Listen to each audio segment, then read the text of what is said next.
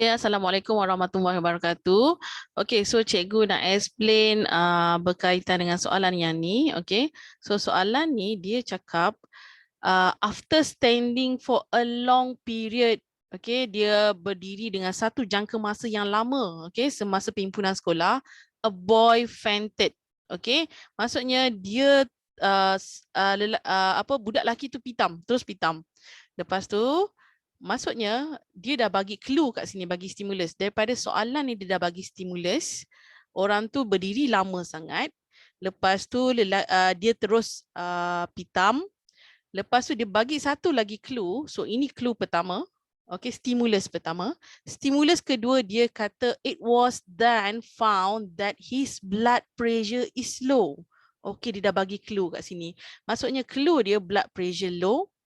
Okay, dan kita baca balik soalan apa yang dia nak. Okay, so dia bagi stimulus yang ketiga, iaitu dia bagi kepada gambar rajah ni.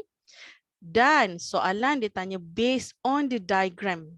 Gambar yang dia bagi ni, based on the diagram, explain macam mana structure S dan heart. So ada dua dekat sini, dia tanya. Yang pertama, structure S. Yang kedua, dia tanya pasal heart. Okay, structure S dengan heart. Macam mana structure S dan heart return to the blood pressure back to normal? Okay, bila sebut normal, back to normal, maksudnya dia berkaitan dengan homeostasis. Homeostasis, negative feedback mechanism. Okay, everything must back to normal. Any increase, any decrease, the physical and chemical factor must be back to normal. Increase back to normal, decrease back to normal. So itu adalah homeostasis. Dan kita tengok dia punya markah, 6 markah. So kena ada 6 point. Tapi fokus kepada dua gambar rajah ni sebab dia nak dua. Macam mana structure S, macam mana heart tu. Okay, so kita tengok, okay, kita zoom betul-betul gambar rajah ni. Kalau kita tengok S, dia tunjuk S ni betul-betul point dia dekat tengah-tengah ni. Dekat tengah-tengah ni. Dan kalau kita zoom lagi S ni, okay, so nampak dia berada dekat brainstem. Okay, semua ni adalah brainstem. Okay, di mana brainstem ada 3 part, 1, 2, 3. Okay, di mana yang pertama ni adalah midbrain. Okay, yang kedua ni adalah pons. Yang ketiga ni adalah medulla oblongata. Okay, so yang bawah ni adalah sambungan spinal cord. Spinal cord. So ini adalah brainstem. Macam mana kita nak tahu dia adalah spinal cord? Cuba tengok dekat bawah ni. Dia macam lebih besar sikit. So area sini adalah spinal cord. So kita dah tahu yang S ni adalah medulla oblongata. Okay, cikgu harap anak-anak murid cikgu semua tahu structure untuk brain. Kena identify setiap part of the brain. Senang je nak lukis brain ni kan. Okay, kalau nak lukis brain, nak cikgu lukis. Korang pun boleh lukis juga sebenarnya. Okay, kalau lukis brain, dia macam boxing glove. Okay, boxing glove macam ni. Kan, perasan tak? Macam boxing glove. Okay, lepas tu dia dekat sini, dia ada brainstem dekat sini. Okay, lepas tu ada cauliflower kat sini, lebih kurang lah macam cauliflower. Okay, so cikgu lukis cauliflower tu warna kuning. Cikgu colourkan warna kuning. Okay, so part yang paling besar dekat atas ni cikgu colourkan warna biru. Biru.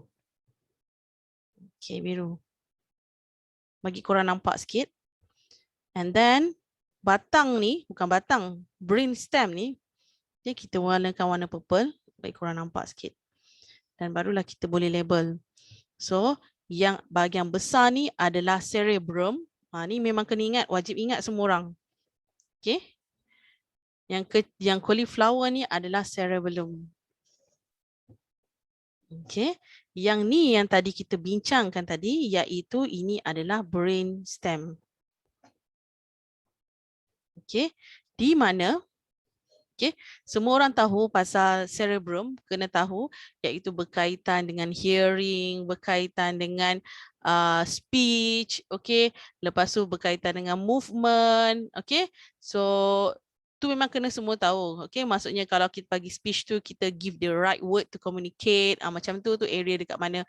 So dekat buku teks awak dia cerita secara general apa yang cerebrum ni buat. Kalau cerebellum, berbezanya adalah cerebrum lebih kepada automatic learning function. Contohnya kita punya posture, kita punya balance. Nanti korang cerita kat kawan korang, sikit-sikit lah, tak payahlah detail pun, sikit-sikit je. Lepas tu, explain lah balik yang dekat sini. 1, 2, 3 kan. Lepas tu ini yang besar sikit, iaitu ini adalah spinal cord. So explain yang nombor 1 ni adalah midbrain, MB. Yang kedua ni pons. Yang ketiga ni adalah medulla oblongata. So sebenarnya ada hole kat sini, cikgu cakap kan ada lubang kat sini yang attachkan spinal cord dengan medulla oblongata, di mana dekat upper part ni adalah area brain, dekat lower part dah masuk dekat spinal cord. So cerita pasal medulla oblongata ni penting sebab dia adalah cardiac center dan dia adalah juga cardiovascular control center dan dia juga ada vasomotor center. Vasomotor center ni tak ada dalam silibus awak, yang itu dia regulate blood pressure, tapi dekat buku teks awak dia just cakap untuk medulla oblongata adalah sebagai tempat cardiovascular control center. CCC, Cardiovascular Control Center, iaitu dekat medulla oblongata yang bertugas sebagai regulate blood pressure. Kita pergi balik kat sini. Sekarang kita dah kenal S ni adalah medulla oblongata. Sekarang kita pergi kepada heart pula. Cuba tengok heart. Nampak tak anak panah ni? Bukan anak panah pun. Dia dah bagi clue kat sini, ini adalah impulse. So impulse tu bergerak daripada sini terus ke medulla oblongata. Di mana daripada bila sampai je medulla oblongata, impulse tu teruskan perjalanan, dia dah bagi clue kat sini, pergi ke SA node. So cikgu harap korang bolehlah explain secara tak detail pun, secara ringkas je berkaitan dengan SA node. Iaitu SA node adalah generate electrical impulse. Lepas tu impulse tu dia akan spread towards both atria. Ini atria kanan, ini atria kiri. So atria kanan, atria kiri, di mana SA node ni akan generate electrical impulse. Cikgu besar kan, nampak tak? Dia akan spread kepada both atria, menyebabkan dua atria ni akan contract. Bila contract, blood tu akan force pergi kepada ventricle kat bawah ni. So diteruskan dengan AV node. Tak payah cerita pasal AV node. Boleh je kalau nak cerita, kalau ada masa boleh cerita pasal AV node. Pasal Purkinje fiber, pasal bundle of His, semua tu boleh cerita. Tapi kalau tengok gambar ni just nak tunjuk dekat kawan-kawan awak, impulse tu bergerak ke SA node. Maka SA node ni adalah sebagai pacemaker, iaitu dialah yang generate mula-mula electrical impulse tu pergi kepada both atria, menyebabkan atria tu contract and then force the blood into the ventricle. Maksudnya keseluruhannya dia buat macam ni supaya untuk increase awak punya heart rate. So sekarang kita pergi kepada soalan. Kita pergi kepada soalan tu, dia nak apa? So daripada soalan tu, cikgu dah cerita pasal SA node. Sekarang cikgu nak cerita dekat sini. Kenapa ditunjuk kat tengah-tengah ni? Nampak tak ni salur apa ni? Ini sebenarnya adalah aorta. Ini adalah sebenarnya aorta. Dan dia tunjuk dekat sini, dekat aorta. Di mana dekat aorta ni dekat mana? Ini adalah arch, ARCH, of the aorta. Okey, di mana dekat sini terdapatnya pressure. Pressure apa? Receptor. Pressure receptor located dekat aortic arch. Okey, ataupun arch of aorta. And carotid artery. Carotid artery itu dekat sini. Dekat sini. Okey. Kalau nak lukis lebih cantik sikit, cikgu boleh lukis. Okey. Cikgu lukis arch. Arch ni maksudnya macam lengkung, dome macam tu. Okey, so kita lukis dome macam ni. Kan kita lukis dome. Nampak? Sekejap Okey, dome macam ni. Okey, so ini adalah arch of aorta. Okey, sebenarnya untuk dome ni, arch of aorta ni, dia bersambung sebenarnya dengan carotid artery. Okey, cikgu buat carotid artery. Dia panjang macam ni. Okey, just tahu macam ni je bentuk dia. Lepas tu, carotid artery ni dia sebenarnya, okey, dia sebenarnya bifurcate dengan area of carotid sinus, tapi tak ada dalam buku teks awak. Just cakap dia adalah dekat carotid artery. Okey, tapi sebelum tu cikgu nak lukis aorta punya pressure receptor. So receptor cikgu tandakan X, okey. So ini adalah pressure receptor. Dia memang sebenarnya banyak sangat dekat aortic arch. Okay, this is pressure receptor. Pressure receptor. So pressure receptor ni sebenarnya dia akan respon terhadap stress. Stress dekat blood vessel ni. Okay, bila dia respon kepada stress dan nama dia sebenarnya adalah baroreceptor. So X tu adalah sebenarnya baroreceptor, di mana perkataan baro tu sendiri membawa maksud adalah pressure. Okey, so nampak kat situ. So baroreceptor ni dialah yang akan detect blood pressure. Okey, so dia akan detect blood pressure. So kalau kita tengok baroreceptor dekat arch of the aorta, aortic arch ni, maksudnya reseptor ni yang akan detect blood pressure dekat kawasan sini, dekat kawasan aorta. Okey, so cikgu lukis pula dekat carotid artery. Okey, dia ada bifurcate kat sini, di mana dia ada dua dekat belakang ni namanya carotid sinus, tapi ini adalah carotid artery. Ya, cikgu lukis. Ini adalah carotid artery.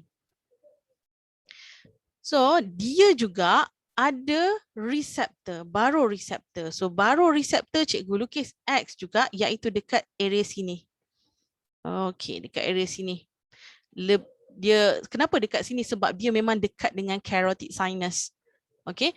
So, kalau cikgu letak kat sini receptor tu, maksudnya receptor dekat sini dia detect blood pressure dalam darah dekat carotid artery.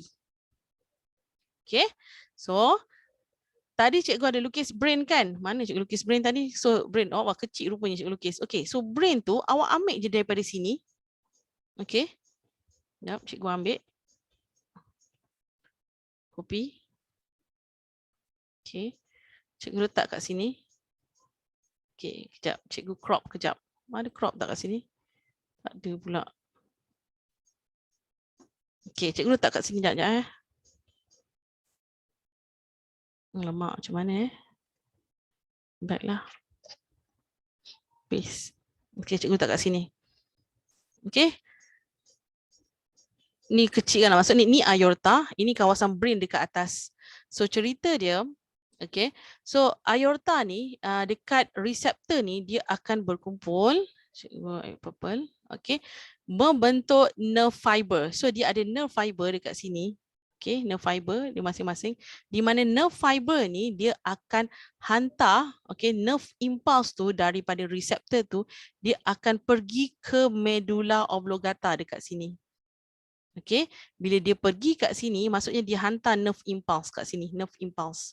Okay, so nama nerve kat sini tak payah tahu, tapi just tahu je dia nerve impulse tu dia dari reseptor dekat bawah ni, dekat aorta, pergi ke medulla oblongata. Okay, tapi sebenarnya nama nerve ni adalah vagus nerve, tapi tak payah tahu je.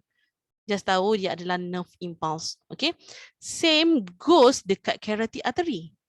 Okay, di mana nerve ni akan direct pergi ke medulla oblongata. Nerve kat sini pula daripada carotid artery sini pun akan direct kepada medulla oblongata. So ceritanya bila dia semua akan detect dekat medulla oblongata. Bila baru reseptor ni bila detect kepada blood pressure. Okay, so dia akan send nerve impulse pergi kepada medulla oblongata. So impulse dari aortic arch sini, okay, impulse dari aortic arch akan transmit pergi medulla oblongata. Impulse dari carotid artery akan transmit pergi medulla oblongata. Sama juga sini, impulse dari carotid artery akan transmit pergi kepada medulla oblongata. Okay, so nama nerve yang pergi ni tadi cikgu cakap ini vagus nerve, tapi kalau daripada carotid artery ni nama nerve tu dah lain dah, iaitu nama dia glossopharyngeal nerve. Glossopharyngeal nerve. Okay, tak payah tahu, just tahu je dia adalah nerve impulse yang direct pergi ke medulla oblongata. Dari medulla oblongata ni lah dia integrate semua benda. Maksudnya dia akan send nerve impulse pergi ke part-part yang dia nak. Yang pertama, dia pergi kepada blood vessel. Okay, di mana blood vessel ni lah yang akan berlakunya constriction. Okay, vasoconstriction. Okay, dan dia juga akan pergi kepada heart. Dia hantar nerve impulse dan akan pergi ke heart. Cikgu lukis lah. Warna pink ada tak? Pink. Sekejap, Okay, daripada sini dia akan send nerve impulse. Send impulse. Okay, yang pertama dia akan pergi kepada blood vessel. Okay, so dekat blood vessel ni yang akan berlakunya vasoconstriction. Okay, bila dia pergi blood vessel vasoconstriction, maka yang kedua, ini yang pertama. Yang kedua dia akan pergi kepada heart. Okay, dia akan menyebabkan increase heart rate. Okay, dan sebenarnya yang ketiga, dia juga pergi kepada blood vessel, iaitu tapi blood vessel dekat sini dia pergi area arterial kan. Ini arterial. Okay, tapi dekat blood vessel ni dia pergi kepada venous system. Okay, di mana venous system menyebabkan vein tu akan constrict. Berlakulah vasoconstriction, sama juga. Maksud dia increase the pressure dalam vein. Ini increase the pressure dalam vein.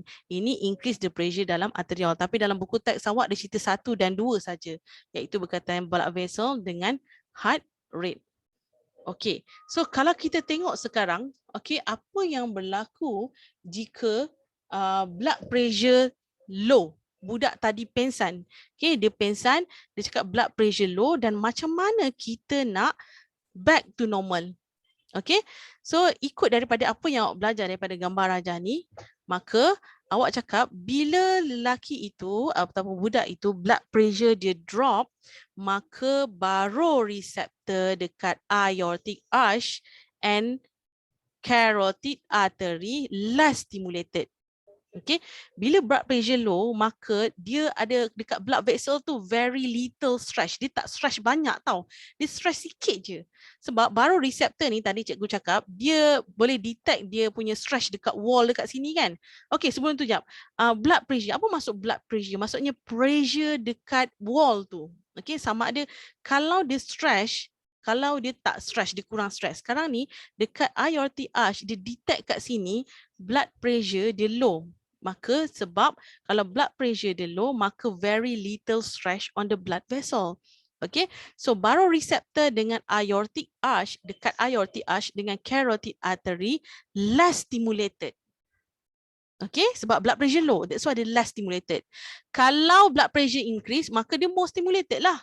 Maka cerita dia, bila less stimulated, maka less number of the nerve impulse transmit daripada sini, daripada aortic arch pergi kepada medulla oblongata. Same goes dekat sini lah. Less number of nerve impulse transmit dari carotid artery pergi kepada medulla oblongata. Disebabkan blood pressure drop. Tapi kalau high blood pressure, maka baroreceptor dekat aortic dengan carotid artery more stimulated, maka more nerve impulse yang pergi. Banyak more. Tapi kali ni kena highlightkan dekat sini. Soalan tu nak apa? Dia kata bila blood pressure drop. Okay, bila blood pressure drop, maka baroreceptor dekat aortic arch dengan carotid artery less stimulated. Okay, bila less stimulated, maka low number of impulse transmit pergi kepada MO ni, medulla oblongata. Dia pergi ke mana dalam MO tu? Pergi ke mana? Pergi ke CCC, Cardiovascular Control Center. Okay, so maka Cardiovascular Control Center pun akan detect lah. Oh, budak ni tengah low blood pressure ni, aku kena buat sesuatu ni. Center tu macam telefon sana. Dia telefon apa? Blood vessel dah ready dah. Okay, heart dah ready dah. Budak ni memang low ni, aku kena buat satu ni. Okay, ready? Macam itulah. Center kawasan CCC ni, dialah yang uruskan, dialah yang regulate semua benda tu. Okay, so apa yang dia buat mula-mula, the CCC ni, Cardiovascular Control Center ni, dia akan increase activity of SNS. Okay, kalau masuk SNS ni adalah sympathetic nervous system. Okay, kalau kita belajar, kita belajar about endokrin, iaitu berkaitan dengan fight and flight response. Okay, fight and flight response sama ada kita lawan ataupun kita lari, kita flight ataupun kita fight, respon yang kita ada tu. Maksudnya benda ni dalam keadaan emergency. Bila kita emergency ataupun bila kita dalam keadaan stress, badan kita akan regulatekan kembali kepada normal. Okay, itulah SNS, berkaitan fight or flight response. So cerita pasal CCC ni, dia akan increase the outflow ataupun activity of SNS. Nanti lepas dah habis cikgu cerita ni, cikgu akan cerita pasal SNS sikit. Okay, so bila dia dah increase activity of SNS, salah satu activity dia adalah dekat blood vessel of arteriole. Okay, di mana arteriole tu akan berlakunya vasoconstriction. Bila constrict blood vessel, mula-mula kan besar macam ni kan. Okay, tapi korang push kat sini, maka dia akan jadi kecil. Lagi constrict. Bila constrict, maka korang tambahkan resistance of blood flow tu. Lagi laju blood flow tu kan. Bila lagi laju blood flow, maka cara ini adalah cara yang terbaik untuk korang increasekan blood pressure. Sebelum ni blood pressure low kan, sekarang ni nak kembali normal, kau kena increasekan balik blood pressure. That's why lah kena vasoconstriction of arteriole. Yang kedua berkaitan dengan cardiac muscle dalam heart. So cardiac muscle dalam heart kena pump lah. Maksudnya kena strong, kena increase the contraction. Maksudnya cardiac muscle contract. SA not buat kerja dengan lebih banyak, buat contraction of the heart. Bermula dengan atrium, dekat atrium. Okay, both atria, kiri dan kanan. Okay, supaya kenapa dia nak kerja kuat dekat situ? Kenapa? Supaya kita nak increasekan balik blood pressure. Sekarang ni budak ni blood pressure drop, kita nak increasekan balik. So stronger contraction of cardiac muscle in the heart berlaku untuk increase blood pressure. Bila contract banyak, contract banyak, maka awak akan increasekan dia punya heart rate. Okay, maka akan increase dia punya heart rate. Okay, bila increase heart rate, okay, maka budak tu akan increase lah dia punya blood pressure. Finally, blood pressure tu akan return kepada normal. Okay, so nampak tak daripada sini berkaitan dengan baroreceptor, stress receptor ataupun pressure receptor dekat aortic arch dengan carotid artery hantar nerve impulse pergi ke medulla oblongata. Medulla oblongata dalam dia ada CCC, iaitu Cardiovascular Control Center, yang akan hantar nerve impulse pergi kepada tiga tempat ni. Okay, tapi cikgu tak cerita pasal venous vein ni. Venous vein ni nanti korang dah belajar bab 10. Okey, nanti kalau ada masa cikgu cerita berkaitan dengan calf muscle. When your calf muscle contract and then the vein will constrict. Okey, constrict tu cerut, muscle tu kecut. Okey, bila calf muscle Okey, bila calf muscle contract, mengecut, the vein will mencerut, will constrict. So dia akan pump blood out pergi kepada heart. Maka dia banyak pump darah pergi pada heart lebih banyak lagi contract, maka increase the heart rate. Cerita dia sama je. Tapi cuma berbeza dia dekat venous system, yang ni dekat arterial system. Okay, so last kali cikgu nak sentuh sikit pasal apa ni,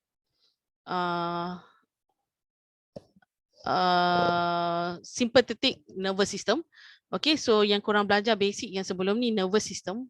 Sekejap So nervous system terbagi kepada dua. Nervous system terbagi kepada dua, iaitu yang pertama adalah CNS, Central Nervous System.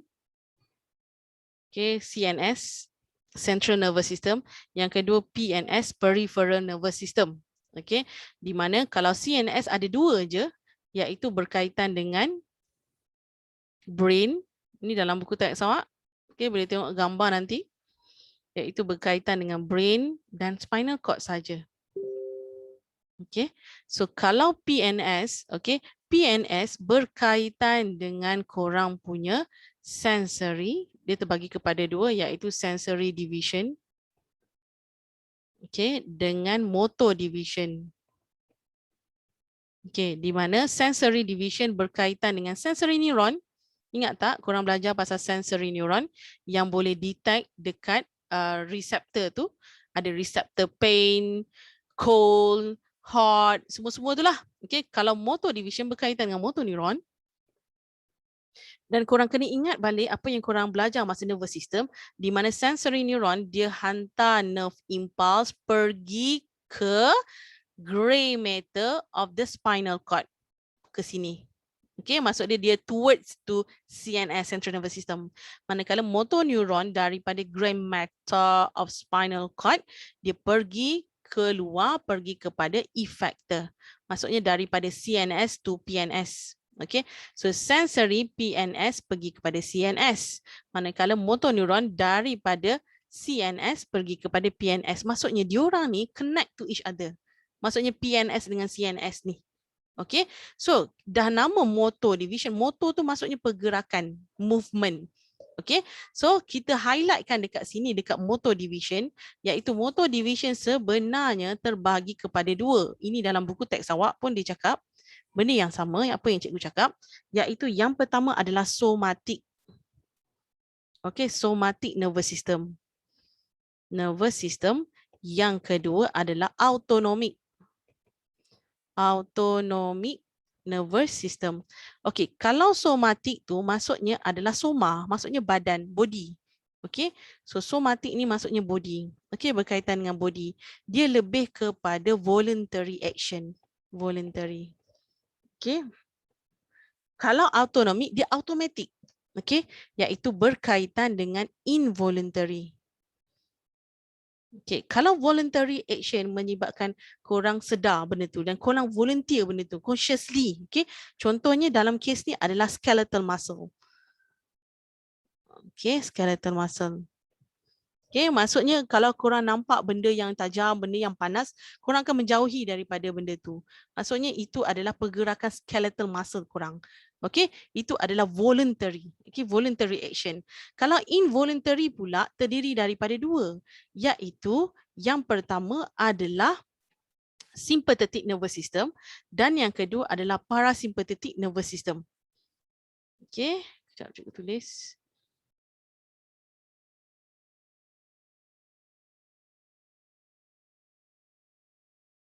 Sympathetic nervous system. Satu lagi parasympathetic nervous system. Just tahu je benda ni. Sympathetic dengan parasympathetic, beza mereka berdua adalah kalau sympathetic berkaitan dengan flight and fight and flight response. Okey, maksudnya yang korang belajar sebelum ni pasal respon macam mana kalau korang nampak hantu, mata korang terbuka berkaitan dengan korang punya mata, dilate korang punya pupil, increase your heart rate, increase your glucose untuk lari daripada energi, untuk dapatkan energi untuk lari daripada tu. Semua tu berkaitan dengan nervous system, iaitu berkaitan dengan simpatetik. Okey. Kalau simpatetik maksudnya dalam keadaan korang stres, dalam keadaan korang emergency, macam tadilah emergency blood pressure drop, nak macam nak increasekan balik, semua tu sympathetic nervous response, itu berkaitan dengan fight and flight response. Tapi sebenarnya yang kita belajar ni, yang ni, okey, soalan ni sebenarnya ada 4. Okey, yang pertama pasal blood vessel tadi cikgu cakap kan, pasal heart, yang kedua dekat venous system, yang keempat sebenarnya berkaitan dengan endocrine system. Okey, sebenarnya dia akan menghasilkan hormon, okey, hormon untuk meninggikan lagi dia punya heart rate, tapi tak ada dalam silibus korang. Okey, that's why lah berkaitan dengan sympathetic, berkaitan dengan fight and flight, manakala parasympathetic dia terbalik. Simple je nak ingat, dia tak payah ingat je, dia just tahu je. Kalau sympathetic fight or flight. Tapi kalau parasympathetic dia terbalik, iaitu dia resting ataupun digesting. Contohnya kalau korang makan kan kalau korang makan, korang akan sebenarnya dekat korang punya tract tu, GI tract ataupun gastrointestinal tract tu, korang nak activate smooth muscle dekat situ. Maka korang tak nervous, masa tu biasa je kan. Dan korang bukannya voluntary, kamu semua masa gerak, tak, semua tu berlaku involuntary sebab korang tengah makan. Jadi korang nak gerakkan makanan to the bolus, daripada mulut, daripada esophagus, semua tu along the gastrointestinal tract tu, korang kena activate smooth muscle untuk contract relax kan. So masa tu korang punya heart rate pun macam slow je, okay, cardiac muscle bergerak macam biasa je, tak ada apa. That's why lah masa ni parasympathetic, maksudnya digesting ataupun resting. So korang akan release digestive hormone masa ni. So hormon yang terlibat adalah hormon, okay, yang ataupun enzyme, release digestive enzyme. Okay, dia akan tell the gland, maksudnya kalau gland dekat mulut, iaitu salivary gland, akan hasilkan enzim amylase, salivary amylase, macam itulah. Itu adalah parasympathetic, berkaitan dengan resting and digesting yang korang involuntary. Okay, tapi kalau voluntary ni, okay, bukan voluntary, sorry. Kalau involuntary tapi sympathetic, okay, iaitu fight or flight response, maksudnya korang macam, contohnya ada pencuri tu, dia letakkan pisau dekat korang punya leher. Tiba-tiba korang jadi stress tau, korang jadi macam emergency sangat. Dan dia sebenarnya bagi korang, kenapa ada sympathetic ni, untuk korang survive. Macam mana badan korang bertindak untuk korang survive. Okay? Sama ada korang lari ataupun korang lawan. So bila orang letak pisau dekat korang punya leher, korang punya cardiac muscle akan pump dengan, jantung korang akan berpump dengan cepat. Maksudnya korang punya heart rate akan increase. Maka airways pun akan open up. Relaxation of the bronchiole dekat airways menyebabkan korang nak banyak sangat oksigen. So banyak oksigen dekat blood akan deliver kepada sel-sel korang untuk menghasilkan energi. Energi yang terhasil itulah akan membuatkan korang respon, sama ada korang flight ataupun korang fight. So itu adalah untuk survive, berkaitan dengan sympathetic nervous system. Okay, cikgu rasa cukuplah setakat tu untuk hari ini. Korang boleh tengok balik, okay, pasal PNS ni sebenarnya. Tadi cikgu cakap CNS adalah brain dengan spinal cord, tapi kalau PNS, kalau korang tengok balik, iaitu berkaitan dengan cranial nerve, okay, iaitu dekat korang punya kepala, kat belakang tu, okay, dengan spinal nerve. Okay, ini maybe next class cikgu boleh cerita lebih lanjut pasal cranial nerve dengan spinal nerve, sebab berkaitan dengan locomotion yang korang belajar pasal thoracic vertebrae, lumbar vertebrae, semua-semua tu ada kena-mengena dengan nervous system. Okay, so cukuplah setakat ni. Cikgu harap korang boleh explain dekat kawan awak dengan lebih mudah, insyaAllah cikgu. Okay, bye. Assalamualaikum.